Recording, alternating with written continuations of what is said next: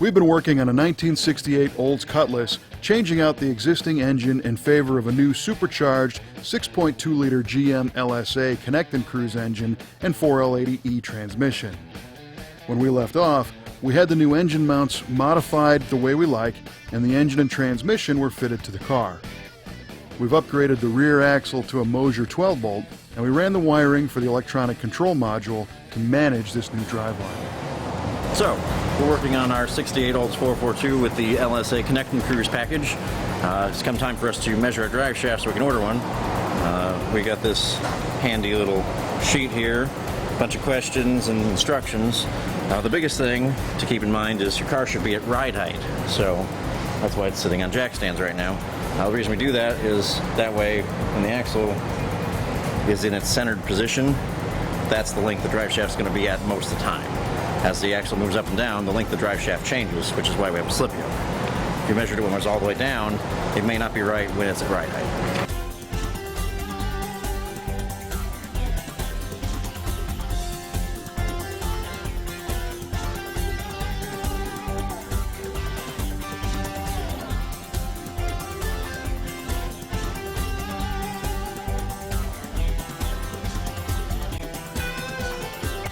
One of the reasons late model supercharged engines make so much power and still get good fuel economy is because they use an intercooled supercharger. What this means is that the compressed air is cooled by a water heat exchanger. The heat exchanger system is relatively simple, it's just a matter of packaging it in the car. We needed a reservoir, a pump, and a heat exchanger itself. The heat exchanger we used comes from CNR Racing, and it's actually designed to be a bolt-in solution for LS engines with superchargers in first-generation Camaros. The dimensions of the CNR intercooler were very close to the dimensions we needed to fit into the A-body core support. We were able to make some simple modifications to the brackets on this intercooler and take advantage of its fitment and use it in this different application. The other benefit to this intercooler is it allows a vintage air AC condenser to be bolted directly to it. That also improves packaging and eliminates a whole other system of brackets just for the AC condenser. The last thing we need is a pump to circulate the fluid between the supercharger and the heat exchanger. We used a factory GM LSA supercharger intercooler pump and mounted it down low in front of the AC condenser right behind the bumper. There's going to be a lot of demand on this cooling system because not only do we have a 550 plus horsepower engine with a supercharger, but we also are adding air conditioning to this car. So the radiator has to be up for the task of keeping this thing cool on the hottest possible summer day anywhere in the country as this car is being driven all over the place.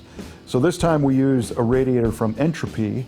It's designed to handle over 750 horsepower worth of cooling.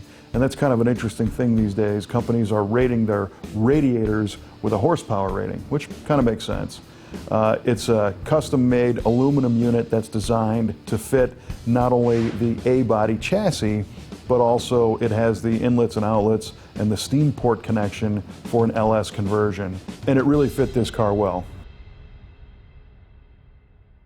The owner wanted to keep as much of the exhaust that the car had as possible. We used BRP Hot Rod's LS swap headers for the A-body. Adam made a few minor modifications to the mid-pipe to attach to the BRP headers. Once he was done with that, we sent the mid-pipe out to Jet Hot to be re-ceramic coated so it would look nice front to back.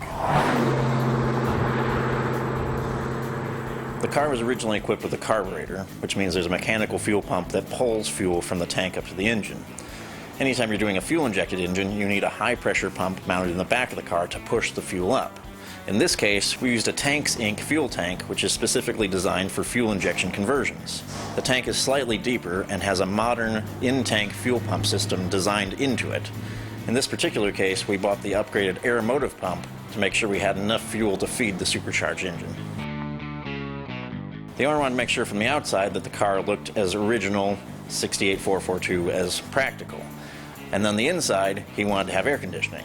He wanted to take a more nostalgic approach with the air conditioning, so we used a Vintage Air Classic Under Dash unit. The benefits of this are it looks period correct like anything you could have added on when the car was new, but it uses modern R134 refrigerant, it's vintage air quality, and it's a very easy installation, just mounting it to the bottom of the dash and running a couple hoses. This way you're not cutting into the factory dash to put in vents, You're not messing with the original heater and firewall. All that stuff stays and still works. And then you have this really nice air conditioning unit under the dash.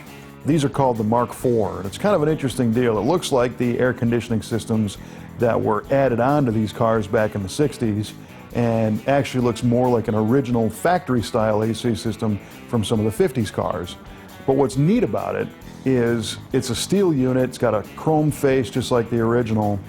But as our friend Rick Love at Vintage Air pointed out, the underdash AC unit is about the most efficient one you can get, because the cooling core is right there in that box on the dash. The fan blows right across it, and the cooled air comes right at you. So it's a really short path between cooling that air and you feeling it.